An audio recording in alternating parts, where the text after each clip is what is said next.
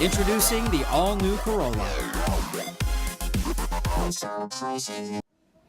The island's public schools opened to shelter families from the wreckage of Typhoon Halong this morning. Jacqueline Flores came to Estumble Elementary School with her 5 children shortly after the doors opened at 5 a.m.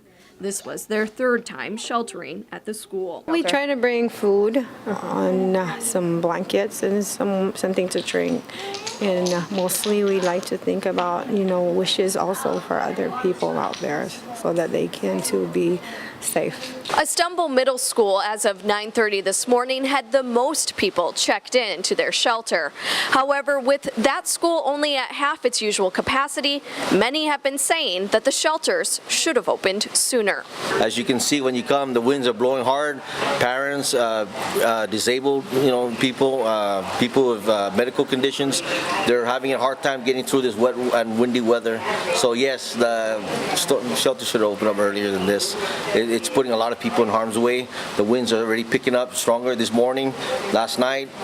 Yeah, definitely the shelter should have opened up earlier. Estumble shelter managers Derek Santos and Anthony Cepeda say 167 people were checked into the elementary school as of 9:30 this morning, but it was near the capacity of 380 individuals by 11:30 a.m.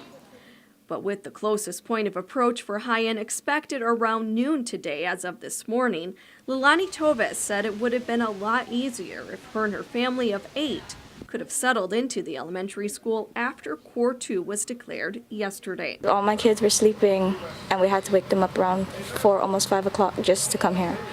And then by the time we got here, the principal didn't even tell us what room. We stayed outside waiting for them to open the door for us. Governor Eddie Calvo visited Estumble this morning, and while he was pleased that everything was ready, he too expressed concern about the late arrivals. Obviously, I've got some concerns in that I want to make sure that those that need shelters will have access to the shelters. And there has been a little bit of a complication. In the evening, the speed of the storm picked up. And whereas the original landing time, closest point of approach, would have been from the National Weather Service predicted between 5 and 6 in the evening, it had been moved to 12 midday. And so the word had been gotten out. Unfortunately, when it's the middle of the night, most folks are sleeping. The governor said he was communicating with the shelters and the island's mayors to make sure that disabled persons in need of transportation were getting someplace safe.